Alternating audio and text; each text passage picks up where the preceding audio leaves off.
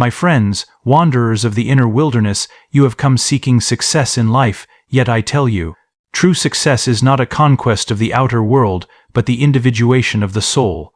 The psyche is no small thing. It is a vast, living cosmos containing both light and shadow, the known and the unknowable. He who would succeed must first descend into his own depths, for the greatest treasure lies not in the world of men, but in the reconciliation of opposites within. I speak to you today not of superficial techniques, but of 7 sacred habits, practices of the soul that lead toward wholeness.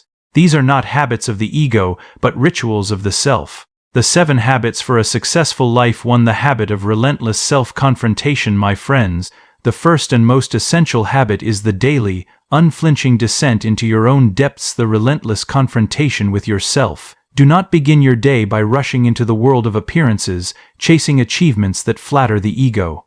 Instead, pause in the quiet hour of the morning and stand naked before the mirror of your soul. Look deeply, without mercy, and ask the piercing question: what am I avoiding? What part of me have I banished to the shadows? The shadow is not some distant phantom.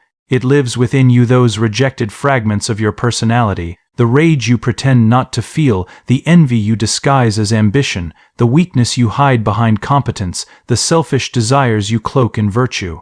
These exiled parts do not vanish simply because you deny them. They gather strength in the unconscious, growing darker and more powerful until they erupt unexpectedly in your life as misfortune, broken relationships, sudden failures, or self-sabotage. True success begins when you cease running from yourself. You must invite the shadow to speak, sit with your discomfort, feel the sting of your imperfections, acknowledge the jealousy that burns when others rise, the fear that paralyzes your boldest dreams, the laziness you justify with clever excuses. In this courageous act of seeing, something miraculous occurs. The energy locked away in darkness begins to return to you. What was once your enemy becomes your ally. Your anger transforms into passionate drive. Your greed reveals itself as untapped creative hunger. Your vulnerability becomes the root of genuine connection and empathy. This habit is not a gentle self-improvement exercise. It is a warrior's path. It demands raw honesty and the willingness to suffer the truth. Many turn away at the first sight of their own abyss, choosing instead the comfort of illusions and the approval of the collective. But the one who would achieve lasting success must go where others dare not. Day after day you must peel back the layers of persona, the mask you wear for the world, and meet the raw, unpolished human beneath. Through this relentless self-confrontation, you begin the sacred process of individuation. You stop projecting your darkness onto others and start owning it. You become less reactive, less easily manipulated by fear or pride. A quiet power grows within you, born not from denial but from integration. The fragmented self slowly becomes whole. Remember this: the gold you seek in life is buried in the very places you least want to look. Face your shadow with humility and courage, and it will cease to haunt you. It will instead walk beside you as a source of immense strength, wisdom, and authenticity. This is the foundation of all genuine success. Without it, every other habit is built upon sand. With it, you stand on solid ground, the ground of your own complete being. 2. The habit of listening to the inner voice. My friends, once you have begun the courageous work of facing your shadow, the next vital habit emerges naturally: the daily discipline of listening to the inner voice. In this loud and frantic age, the world screams at you from every direction: demands of society, opinions of the collective, the endless chatter of ambition, and fear. Most people live their entire lives deafened by this outer noise, never hearing the quiet, profound wisdom that speaks from within. Yet true success, the kind that brings lasting fulfillment, belongs only to those who learn to silence the clamor and attune themselves to the voice of the soul. Each day, create a sacred space of stillness. Withdraw from the frenzy. Close your eyes, breathe deeply, and enter the practice of active imagination. Do not force thoughts or seek answers with the rational mind. Instead, become receptive. Let images rise freely from the depths of your unconscious. Watch them as they come: a forgotten childhood scene, a mysterious figure, a powerful symbol, a feeling that suddenly overwhelms you. These are not random illusions, they are the language of your deeper self. Here, the anima and animus, those contrasexual guides within your psyche, often appear.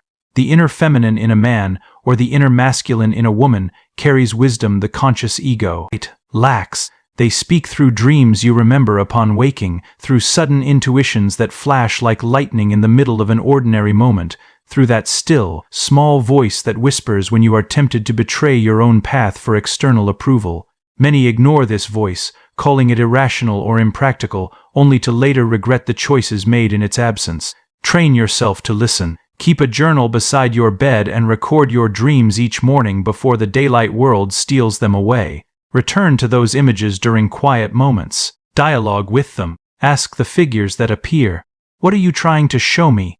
What do I need to understand?" In this way, you build a living relationship with your unconscious. You begin to notice synchronicities, meaningful coincidences that guide your decisions.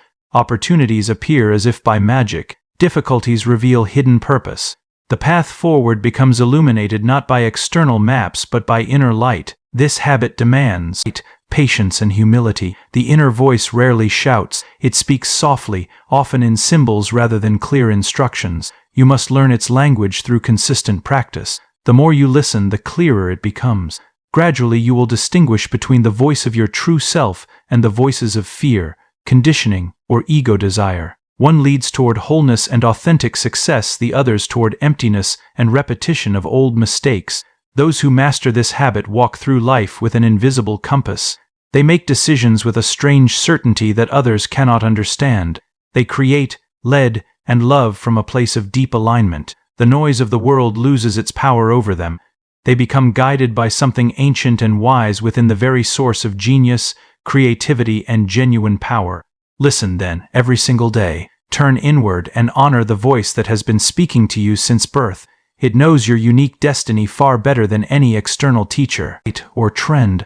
In its guidance lies the secret to a life that is not only successful but profoundly meaningful. 3. The habit of seeking synchronicity. My friends, as you learn to confront your shadow and attune to the inner voice, a new door opens in your journey, the sacred habit of seeking and honoring synchronicity.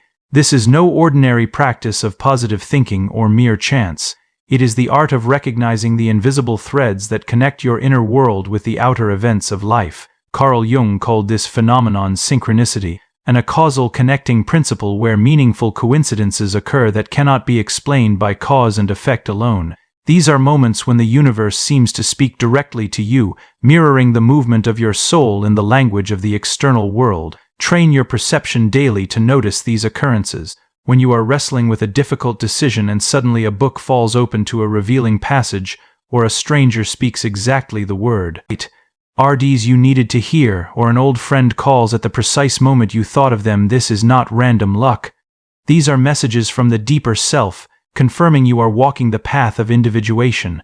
The more aligned you become within, the more frequently the outer world responds with these meaningful alignments. Make it a conscious habit to move through your day with awakened eyes. Ask yourself repeatedly, what is the deeper meaning behind this event? How does this coincidence reflect what is stirring inside me? Keep a record of these synchronicities. Note them with care and reverence. Over time, you will see patterns emerge, repeating symbols, timely encounters, unexpected opportunities that guide you toward your destiny. The rational mind may dismiss them as mere chance, but the soul knows better.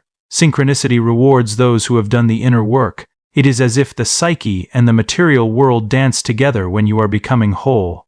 This habit transforms success from a lonely struggle into a guided unfolding. Instead of forcing your will against life, you begin to flow with it. Doors open effortlessly. The right people appear at the right time. Challenges reveal themselves as necessary initiations. You stop chasing success and allow it to meet you on the path you were meant to walk. Yet beware, synchronicity does not serve the ego's shallow desires. It serves the unfolding of your true self. If you remain fragmented, ignoring your shadow or silencing your inner voice, these meaningful coincidences will remain rare or hidden.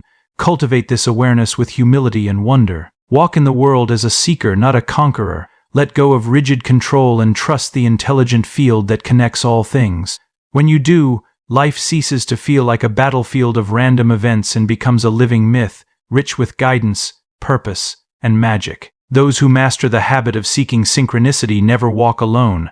They are accompanied by the wisdom of the unconscious made visible in the world around them. This is one of the greatest secrets of a successful life, not dominating circumstances, but dancing in harmony with the hidden order of existence. Embrace it fully, and you will witness how the outer world begins to conspire in favor of your soul's deepest calling. For the habit of holding opposites, my friends, after confronting the shadow and learning to listen to the inner voice, and after opening your eyes to the guiding hand of synchronicity, you must now embrace one of the most difficult and transformative habits on the path to individuation, the conscious practice of holding opposites. Life itself is born from tension. The psyche does not grow through easy choices or one-sided victories, but through the courageous endurance of paradox. Success that endures is never achieved by clinging to a single pole, light without darkness, strength without weakness, ambition without humility, but by standing firmly in the middle of the storm with it. Ere opposites clash, until a new and higher unity is forged. Every day you will feel the pull of opposites within you. You desire great achievement, yet fear failure. You long for freedom, yet crave security. You wish to love deeply, yet protect yourself from hurt. The immature soul chooses one side and rejects the other, becoming rigid, unbalanced, and eventually broken by the force of what was denied. But the individuated person learns to hold both. You must learn to carry your confidence alongside your doubt, your power together with your vulnerability, your drive for success with a deep acceptance of limitations. This is not weakness or indecision, it is the supreme strength of the mature psyche. Practice this habit through quiet inner work. When conflict arises, whether in your career, your relationships, or within your own heart, do not rush to resolve it by choosing one side. Instead, sit with the tension, feel the discomfort fully. Let the opposing forces wrestle within you without forcing a premature victory. Jung called this the transcendent function. When the conscious ego holds the tension between thesis and antithesis long enough, a surprising third possibility emerges from the unconscious, a creative solution that transcends both opposites and carries you to a new level of wholeness.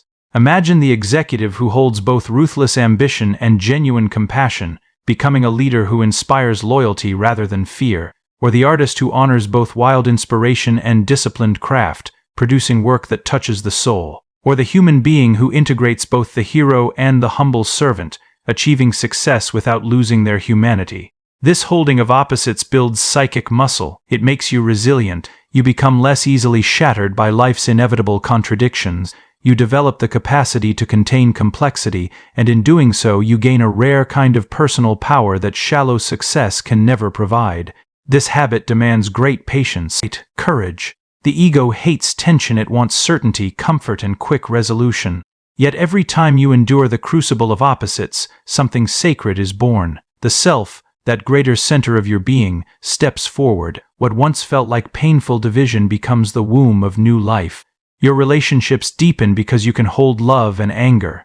Your work becomes more masterful because you unite vision with practicality. Your very presence carries a quiet authority, for people sense you are no longer at war with yourself. Remember this eternal truth. Reality is paradoxical. The universe itself holds light and darkness, creation and destruction, order and chaos in perfect balance.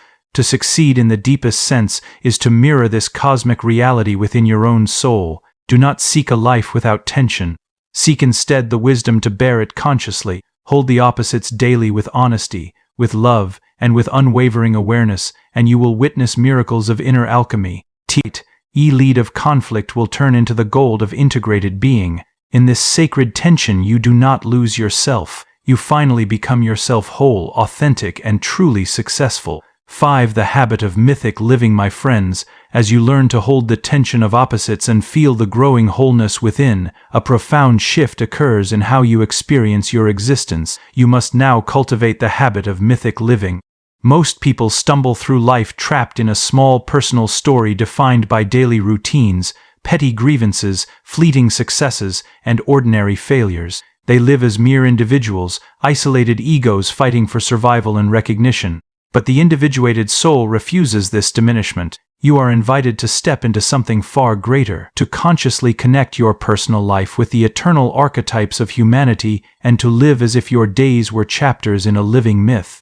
Begin by recognizing that the great stories of old are not relics of the past. They are living patterns within the collective unconscious. The hero's journey, the descent into the underworld, the sacred marriage of opposites, the quest for the treasure, the confrontation with the dragon, these are not mere tales. They are blueprints of the psyche's deepest movements. When you adopt the habit of mythic living, you stop asking, "What do I want for my small self today?" and begin asking, "What stage of the myth am I in? What archetype is seeking expression through me now?" Walk through your challenges as the hero does.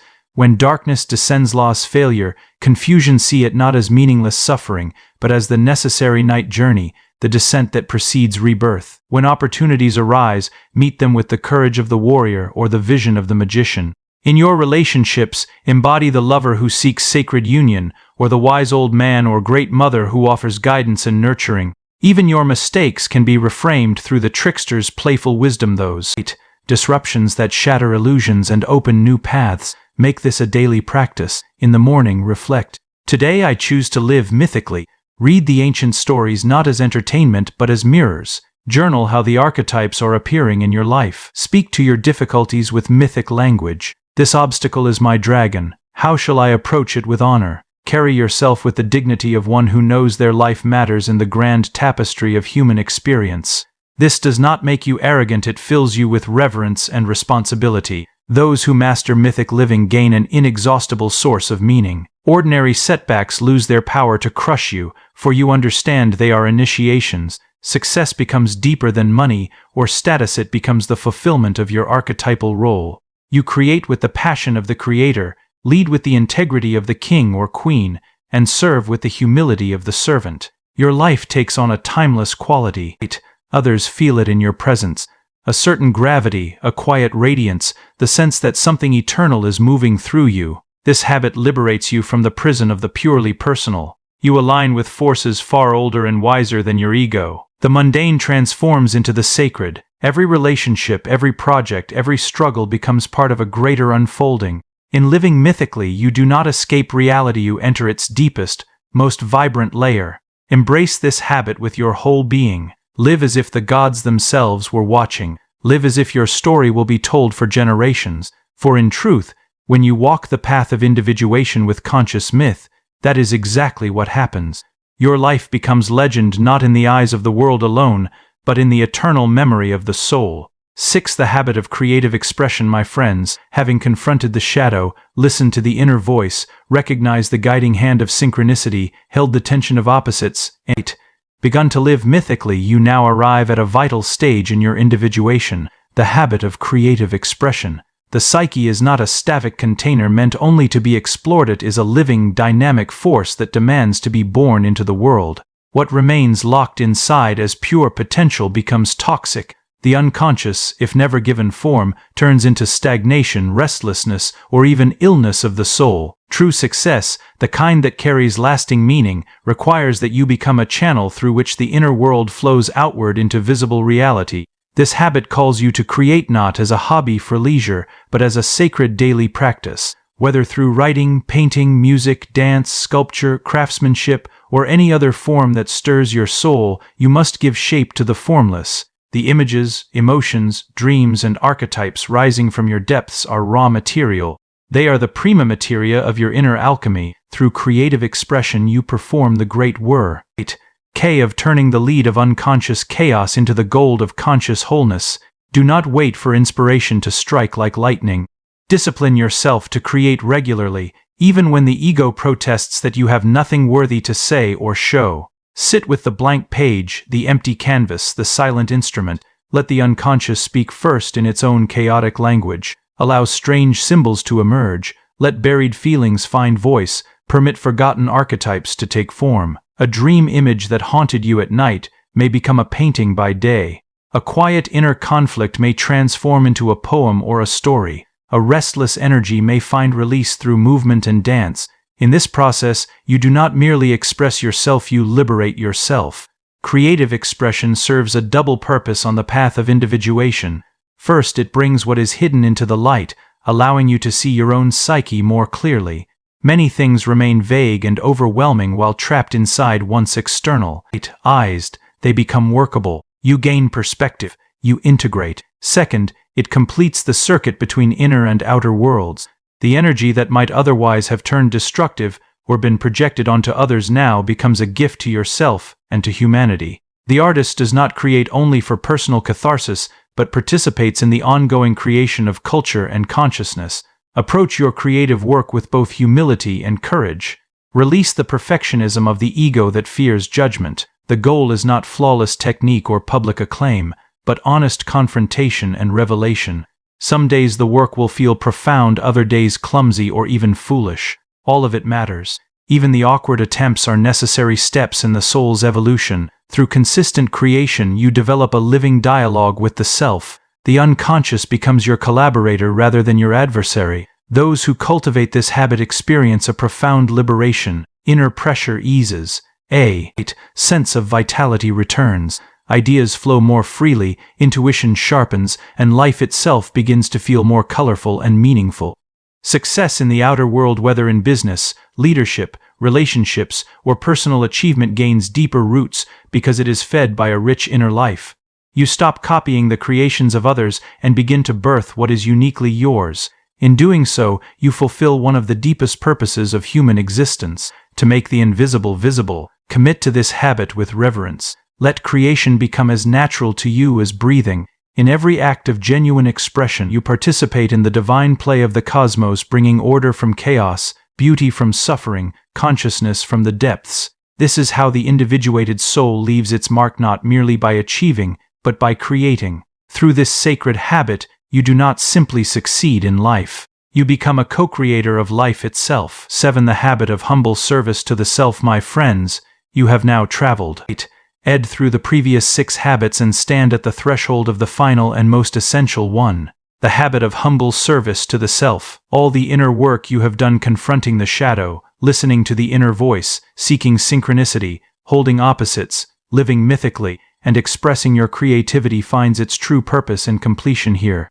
For the ultimate aim of individuation is not to inflate the ego into a greater, more powerful version of itself, but to transform the ego into a clear and humble vessel for something far larger than the self. The self is not your personal ambitions, nor your achievements, nor the image you wish to project to the world. It is the ancient, guiding center of your entire psyche, the archetype of wholeness that contains both light and darkness, the God image within. To serve the self means to surrender the illusion that you are the master of your life and instead become its devoted servant. This is the most difficult habit of all, for ego resists it fiercely. It wants to own success, to take credit, to build monuments to its own cleverness. Yet every time you place the ego above the self, your achievements ring hollow, your victories feel empty, and your soul grows weary. Cultivate this habit daily through conscious acts of humility and alignment. Begin each morning by asking not "What do I want?" but "What does the self ask of me today?" Listen for the quiet pull of your deeper destiny, rather than the loud demands of fame, money, or status.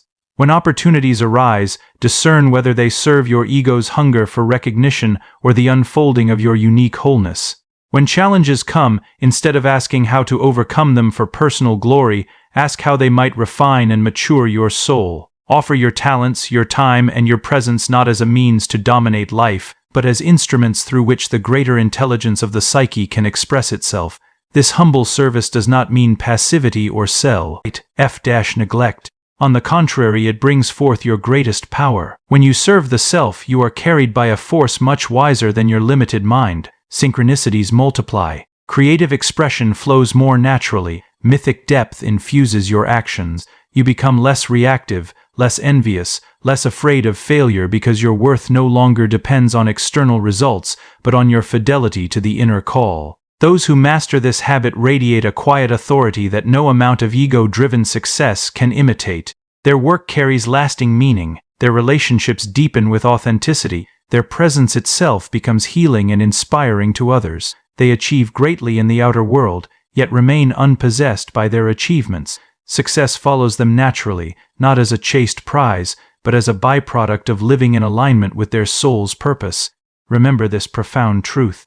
The world does not need more inflated egos. It desperately needs individuated soulsmen and women who have made peace with their depths and now serve something greater than themselves. When you live in humble service to the self, you enrich the collective unconscious of humanity. Your life becomes a living example of what is possible when one person dares to become whole. This is the crown of all habits. Through it, success is no longer measured by what you accumulate, but by how faithfully you have allowed the self to manifest through you. In the end, the greatest success any human being can attain is this: to look back upon their life and know they have become who they were always meant to be, unique, integrated, and in sacred service to the unfolding mystery within. Walk this path with reverence, my friends. The self awaits your faithful service. In return, it will grant you a life of profound depth, authentic power, and enduring legacy. Fellow seekers, the path of individuation is not easy. It demands courage, patience, and reverence for the mystery. But I promise you this: those who walk it with sincerity will one day look back and see that what the world calls success has followed them like a faithful shadow because they first succeeded within. Go now, descend into yourself, rise transformed. The self awaits.